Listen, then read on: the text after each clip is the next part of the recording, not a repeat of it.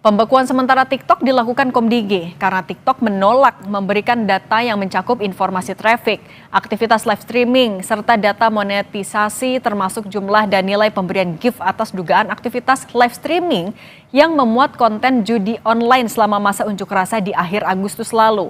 Benarkah pembekuan izin TikTok semata-mata untuk berantas judol atau ada hal lainnya?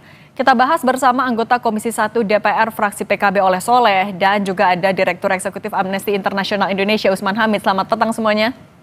Selamat petang, Cindy. Oke, Kang Oleh, TikTok kan bilang punya prosedur internal sendiri dalam menanggapi permintaan data. Komdigi sendiri rujukannya adalah peraturan menteri. PSS swasta wajib beri akses sistem data elektronik untuk pengawasan. Nah, saat ada tarik-menarik kebijakan seperti ini, tepatkah pembekuan sementara yang diambil pemerintah? Saya rasa DPR mengapresiasi ketegasan Komdigi dalam menjalankan undang-undang maupun peraturan yang berlaku di Indonesia, terutama dari sisi soal penyelenggaraan sistem elektronik dan juga penyelenggaraan media sosial ya. Nah, perlu digarisbawahi bahwasanya akses untuk mendapatkan informasi secara luas dan secara akurat bagi pemerintah kepada setiap platform ini merupakan sebuah kewajiban ketika diindikasikan ada kegiatan-kegiatan ilegal atau kegiatan-kegiatan melanggar hukum misalkan. Nah, oleh sebab itu rasa-rasanya kita harus mendukung pemerintah dalam membangun ekosistem digital yang kondusif, ekosistem digital yang edukatif, ekosistem digital yang mempersatukan, bukan malah mempecah belah.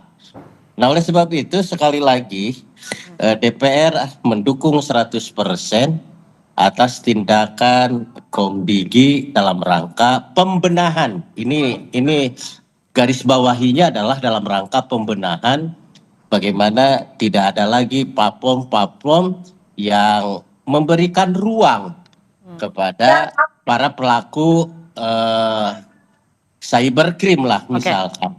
Nah ini enggak. Kalau misalkan ada pertanyaan lagi, bagaimana dengan pihak-pihak yang merasa dirugikan? Mereka live untuk berdagang, mereka live untuk talent-talent yang lain. Saya rasa masih ada platform digital di Meta, ada di YouTube kah, ada di Facebook kah, ada di IG kah, kan masih ada. Mereka masih bebas untuk live di platform-platform yang taat pada aturan Indonesia. Oke, kalau gitu saya ke Mas Usman dulu ya. Nah, Mas Usman, kalau Komdigi kan bilangnya TikTok hanya memberikan data parsial soal aktivitas TikTok di 25 sampai 30 Agustus 2025. Salah satunya yang disoroti adalah soal aktivitas live streamingnya yang diduga terindikasi adanya aktivitas judi online. Ini langkah yang tepatkah sebenarnya? Anda melihat ada hal lain, alasan lain nggak dari dari upaya yang dilakukan oleh pemerintah ini? Ya, sebenarnya kalau memang tujuannya adalah untuk mengetahui apa yang terjadi di dalam demonstrasi dan kerusuhan akhir Agustus itu memang cukup positif ya. Tetapi apakah permintaan Komdigi misalnya diletakkan di dalam kerangka penyelidikan untuk mengungkap peristiwa kerusuhan yang bersifat pro justisia?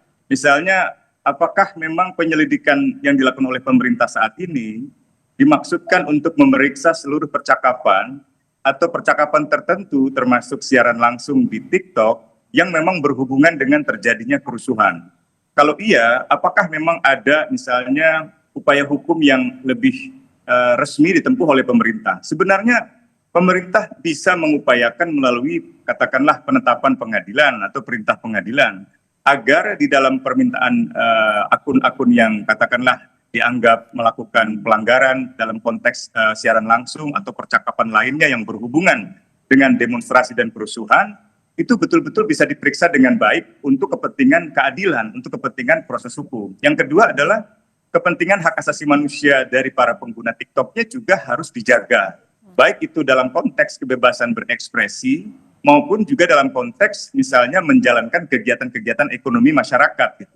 memang benar ada platform lain yang bisa dipakai, tetapi platform TikTok dipandang paling efektif karena kecepatannya dan karena persebarannya yang sudah sangat luas di Indonesia. Tapi sekali lagi, sebenarnya kalau memang pemerintah ingin menelusuri komunikasi, percakapan, atau siaran langsung di dalam live TikTok, di dalam aksi unjuk rasa dan kerusuhan di akhir Agustus itu, sebaiknya diletakkan di dalam kerangka penyelidikan. Nah, kami sebenarnya masih berharap pemerintah membentuk tim gabungan pencari fakta. Tim gabungan inilah yang bisa jadi dasar bagi pemerintah untuk mengajukan upaya, katakanlah permintaan data yang sifatnya pribadi dan diwajibkan untuk dijaga oleh TikTok bisa dikecualikan melalui perintah pengadilan. Mas Usman menegaskan dulu, artinya tapi ini tidak hanya sebatas untuk menelusuri aktivitas judul aja, lebih dari itu ya? Saya kira kalau misalnya aktivitas judul dihubungkan dengan demonstrasi, dengan unjuk rasa, saya kurang melihat ada korelasinya atau kausalitasnya gitu. Saya duga ini berhubungan dengan keinginan pemerintah untuk mencari tahu akun-akun mana saja yang mendapatkan keuntungan dengan live streaming itu, dan juga menjadi bagian dari operasi pengkondisian opini publik, termasuk menyulut ketegangan dan menyulut kerusuhan di masa itu. Nah, tapi itu semuanya adalah bersifat hipotesa. Nah, seluruh hipotesa itu harus diletakkan dalam kerangka hukum karena dia menyangkut pembatasan hak para pengguna, menyangkut pembukaan data-data pribadi para pengguna oleh platform terbesar. Nah, platform besar seperti TikTok atau yang lainnya itu kan diikat oleh kewajiban untuk menjaga kerahasiaan data-data para penggunanya. Bisa dia dibuka, bisa dia dikecualikan, asal ada perintah pengadilan. Nah, menurut saya sebaiknya pemerintah menempuh upaya ke arah sana. Kan pemerintah sebenarnya lebih bersifat regulator gitu ya. Nah, untuk urusan penyelidikan pro justisianya yang berhubungan dengan demonstrasi, dengan kerusuhan, dengan penjarahan rumah menteri dan rumah anggota-anggota dewan, menurut saya sebaiknya ditempuh lewat kerangka hukum yang benar, melalui pembentukan tim gabungan pencari fakta, atau melalui pembentukan tim investigasi di dalam kepolisian yang mengajukan kepada pengadilan untuk TikTok memberikan data-data yang dimaksud. Itu pun harus spesifik, data yang mana, pengguna yang mana, pada waktu yang mana gitu. Jangan secara keseluruhan. Kalau secara keseluruhan itu bisa berdampak negatif bagi kebebasan berekspresi selain membatasi kegiatan masyarakat dalam bidang ekonomi gitu. Nah, Kang Oleh, itu bisa melewati batas kebebasan berekspresi dan juga ini kan data pribadi hitungannya. Kalau tadi disebutkan soal Mas Usman ada operasi pengondisian nih di balik langkah yang diambil pemerintah. Kok DPR melihat hal yang sama? Saya menggarisbawahi, saya sepakat dengan apa yang disampaikan Pak Usman. Kalaulah memang ini tujuannya untuk mencari sebuah fakta kegiatan ilegal dengan alasan bahwa dalam rangka ini mengungkap kebenaran. Kalaulah memang misalkan harus ada putusan hukum dulu, lalu kalaulah ini sebagai delik aduan, kita kan harus berbasis data. Datanya yang mana? Pertanyaannya adalah bagaimana kita dalam hal ini mungkin Komdigi, dalam hal ini mungkin polisi, lalu bisa memilah mana-mana yang kegiatan-kegiatan yang normal, mana-mana yang kegiatan yang melanggar hukum. Nah, justru dengan meminta traffic data dari TikTok, justru itu untuk melindungi semuanya. Dan timeline-nya juga dibatasi. Hanya tanggal 16 sampai tanggal 25 kan. Dan tidak jauh, artinya tidak keseluruhan. Lokalisir yang diminta oleh Komdigi rasa-rasanya sudah tepat. Nah, tinggal bagaimana bahwa pengungkapan data traffic kegiatan yang live TikTok ini indikasinya negatif yang mana, justru di sini yang harus diungkap. Salah satu contoh misalkan, kalau misalkan ada traffic keuangan yang ilegal, boleh dong polisi, kejaksaan meminta kepada ke bank untuk membuka akun itu. Nah, ini juga sama, tidak ada bedanya. Nah, yang perlu digarisbawahi bahwa tidak ada pembukaan hak asasi, tidak ada pembungkaman kebebasan di sini, gak ada.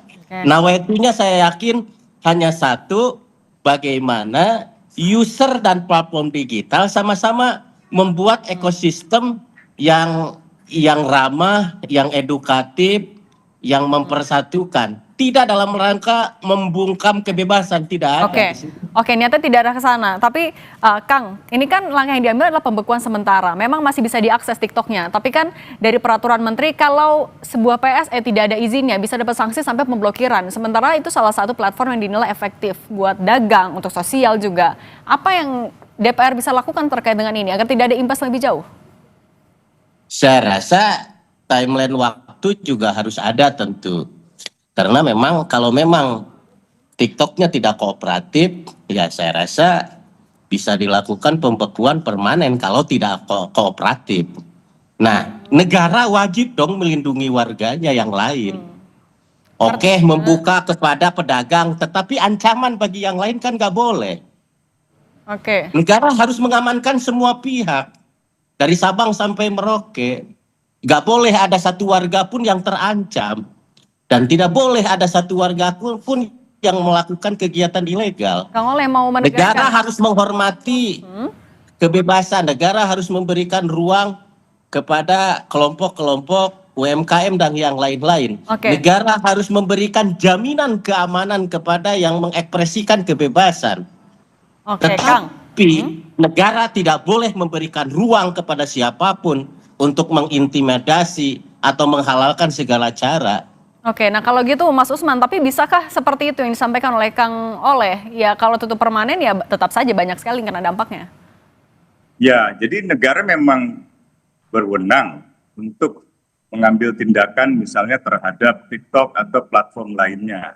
Nah pertanyaannya apakah pemerintah, khususnya Komdigi, dapat dikatakan cukup mewakili negara di dalam Undang-Undang Hak Asasi Manusia untuk membuka data pribadi, untuk mengungkapkan data-data yang menyangkut percakapan di dunia internet, setidak-tidaknya harus melibatkan pengadilan.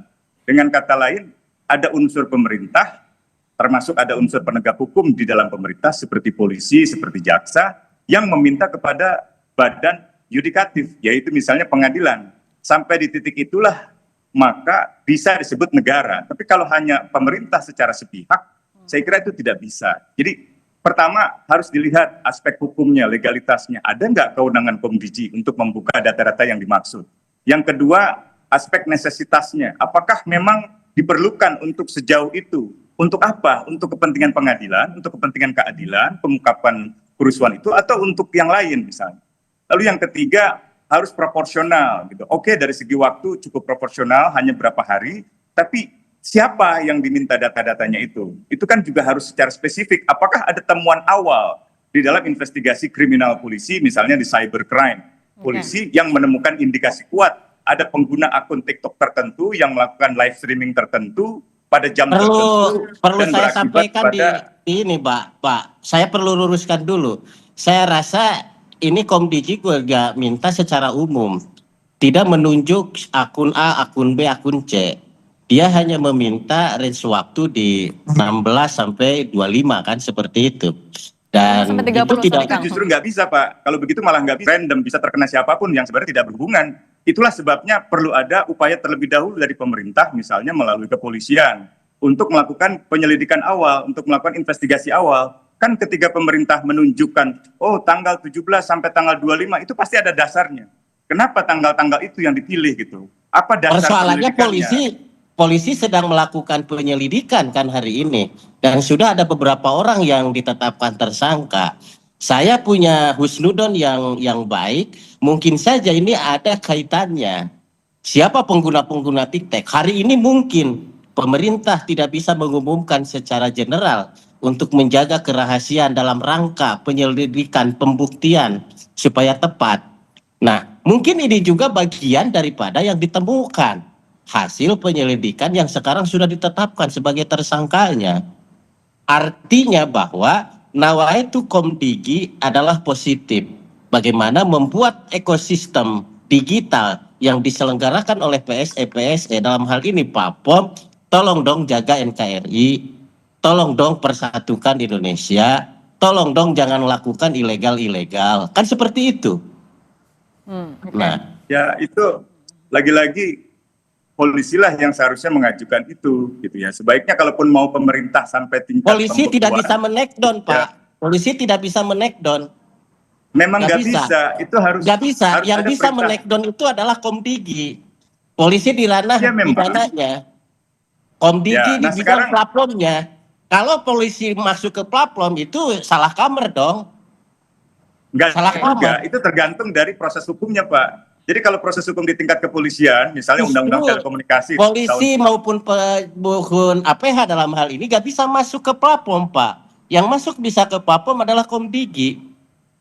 Nah itu, Pak. bukan itu maksud saya, bukan itu maksud saya. Jadi kalau misalnya ada dugaan perbuatan kriminal, kalau tadi kan Anda mengungkapkan kata-kata yang terlalu abstrak, NKRI, persatuan, itu terlalu abstrak, itu terlalu retorik gitu. Dia harus dituangkan ke dalam satu permintaan yang spesifik gitu. Oke, nah kalau gitu mungkin Kang Oleh merangkum lagi ya dengan berbagai kritiknya, dengan berbagai dampak yang mungkin bisa terjadi, Kang Oleh. Ya itulah yang saya khawatirkan. Nah, Kang Oleh, artinya bagaimana, singkat saja, bagaimana Komisi 1 akan menjaga agar apa yang diminta oleh Komdigi tidak akan lebih dari kewenangannya? Saya rasa DPR pasti akan mengawasi sejauh mana kewenangan Komdigi. Pertanyaannya, siapa yang bisa memberhentikan, membuka, mengizinkan, menutup adalah Komdigi.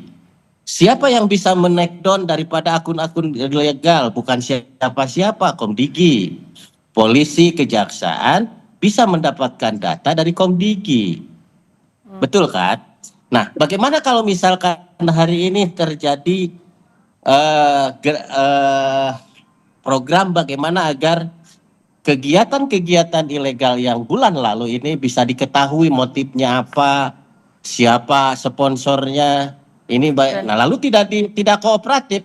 Saya rasa DPR mendukung dong terhadap Komdigi sepanjang nawaitu pembatasan itu adalah dalam hal untuk nawaitunya memperbaiki platform digital dan tentunya membuka akses siapa pelaku-pelaku yang melakukan ilegal. Oke, Mas Usman silakan menanggapi singkat saja, Mas Usman. Ya, singkat saja. Jadi saya kira karena itu menyangkut pembatasan informasi, pengungkapkan data-data pribadi, sebaiknya ditempuh lewat proses hukum. Jadi pemerintah tetap menjadi regulator, kecuali kalau di dalam perjanjian antara pemerintah dengan TikTok ada klausul-klausul yang memungkinkan pemerintah atau katakanlah untuk melakukan pembekuan semacam itu tanpa perintah pengadilan. Tapi kalau tidak ada klausul itu, sebaiknya diupayakan lewat pengadilan supaya pemerintah juga bisa mempertanggungjawabkan perbuatan itu dan pemerintah tidak dianggap melanggar kebebasan berekspresi, tidak dianggap melanggar hak-hak masyarakat untuk menggunakan platform TikTok sebagai sarana usaha mereka secara ekonomi. Demikian mungkin. Baik, Mas Usman Hamid, Direktur Eksekutif Amnesty International Indonesia, dan Kang Oleh Soleh, anggota Komisi 1 DPR RI, fraksi PKB, terima kasih sudah berbagi bersama kami. Saya salut semuanya.